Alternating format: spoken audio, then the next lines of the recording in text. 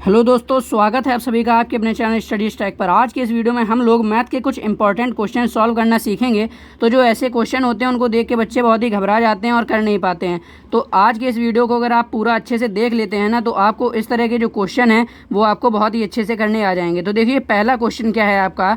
यहाँ पर पहला क्वेश्चन दिया है, दो संख्याएँ ज्ञात करो जिनका अनुपात को इंग्लिश में बोलते हैं रेशियो, यानी जिनका जो रेशियो है वो है 7:8 या 7:8 है, तथा जो उनका योगफल है वो है आपका 45। ठीक है।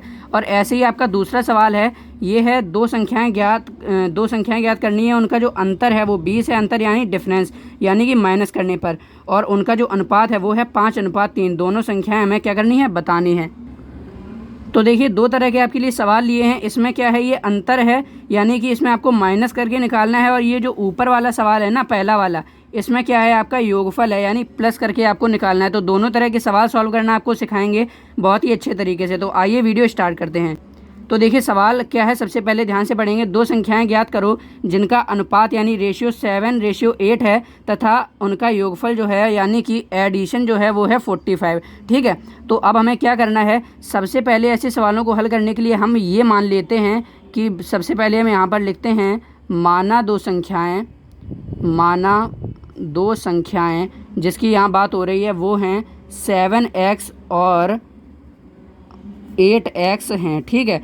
क्योंकि यहाँ पर देखिए आपको जो अनुपात दिया है ना, आपको उसी में x लगा के आपको दो संख्याएं यहाँ मान लेनी है। ये संख्याएं हैं नहीं, लेकिन इस ऐसे सवालों को सॉल्व करने का यही तरीका होता है कि सबसे पहले हम मान लेते हैं कि यहाँ पर जो आपको रेशियो दिया जाता है ना, ये इसीलिए दिया जाता है कि यहाँ पर आप मान सकें। तो हम मान लेते हैं कि माना दो संख्याएँ 7x और 8x हैं। ठीक है।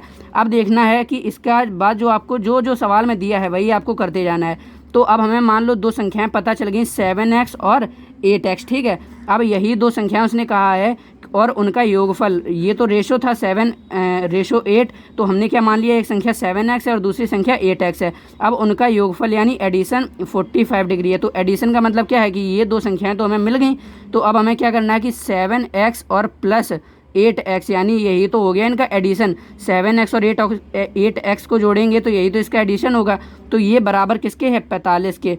ठीक है। अब इसके बाद हम क्या करेंगे कि 8 और 7 को जोड़ लीजिए, क्या आ जाएगा, 8 7 15, और x है तो x लगाइए, बराबर 45 है तो 45 लिख दीजिए।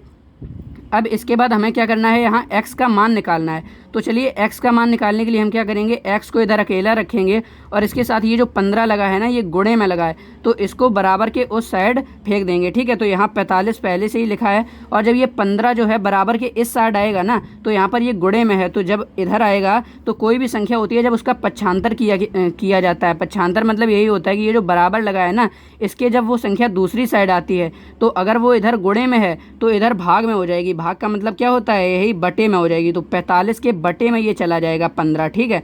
तो चलिए अब हम क्या करते हैं कि इसको काट लेते हैं। तो 15 एकम 15, 15 तिया 45, ये क्या हो गया, हमारा कट गया आसानी से। तो अब हमारा x बराबर क्या आ गया, x बराबर आ गया हमारा 3। अब देखिए, अब इसके बाद आपको क्या देखना है यहाँ पर कि आपने क्या किया था कि हमने मान ली थी कि दो संख्याएं क्या हैं, 7x है और 8x है, लेकिन ये हमने मानी थी, ये हमारी एग्जैक्ट संख्याएं नहीं थी। जो आपको अनुपात दिया जाएगा ना, उन्हीं दोनों संख्याओं में x लगाकर आपको मान लेना है। ठीक है। उसके बाद आपको क्या करना है कि यहाँ योगफल कहा गया है, यानी कि माना कि ये दो संख्याएं 7x और 8x हैं, तो इन्हीं का योगफल यानी एडिशन प्लस करने पर 45 आ रहा है। ठीक है। तो हमने इसको प्लस कर लिया। अब उसके बाद x की वैल्यू हम निकालेंगे, तो x की वैल्यू हमारी क्या आ गई, 3 आ गई। अब इसके बाद हम क्या करेंगे कि हमने ये दो संख्याएं मानी थी ना कि एक 7x है और एक 8x है। ठीक है। तो अब हम क्या करेंगे कि यहाँ पहली संख्या निकालने के लिए यहाँ सबसे पहले लिखेंगे पहली संख्या।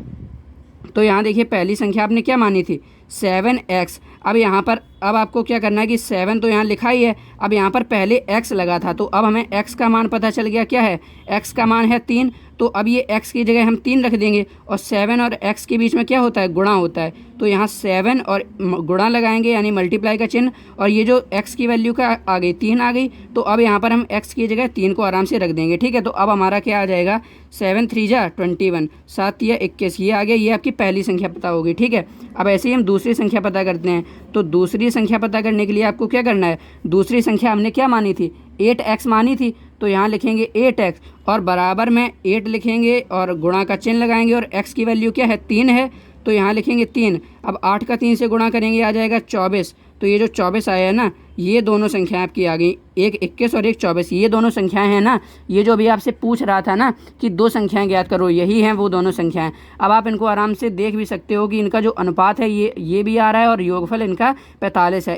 24 और 21 को जोड़ोगे ना तो आपका 45 ही आएगा। और जब इसका अनुपात निकालोगे यानी कि 21/24 करोगे, ऐसे ही तो अनुपात निकाला जाता है, तो आपका यही आएगा। देखो 3 से कट जाएगा, 3 7 21 और 3 8 24, तो 7:8 ये आपका आ गया। ठीक है, तो ये दो संख्या में पता चल गई क्या है, 21 और 24 हैं। इनका अनुपात 7:8 है और योगफल इनका 45 है।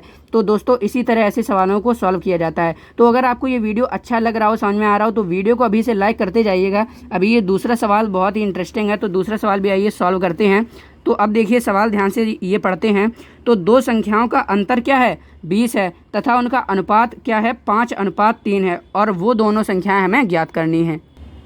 अब देखो पिछली सवाल की तरह आपको इसमें क्या करना है कि माना दो संख्याएं 5x तथा 3x हैं, क्योंकि यहाँ जो आपका अनुपात दिया होगा ना, इसी में x लगा के आपको दो संख्याएं माननी है। बिल्कुल पिछले वाले सवाल की तरह करना है, बस वहाँ पर क्या था, योगफल यानी कि एडिशन था, यहाँ पर अंतर यानी डिफरेंस यानी कि माइनस है। ठीक है, तो अब हमें क्या कहा गया है कि हमें दो संख्या तो पता चल गई, क्या है 5x और 3x, ये हमने मानी है। ठीक है, अब इसी में से हम क्या करेंगे, x की वैल्यू निकाल कर 5x में रखेंगे और 3x में, और आपका आंसर आ जाएगा। ठीक है, तो अब यहाँ पर कहा गया था योगफल, तो हमने क्या किया था, यहाँ देखिए आप, योगफल कहा गया था तो हमने क्या किया था, 7x और 8x को हमने क्या किया था, जोड़ा था। ठीक है, अब लेकिन यहाँ पर हमें क्या कहा गया है, अंतर, अंतर यानी होता है घटाना। तो अब हम यहाँ पर इसको घटाएंगे।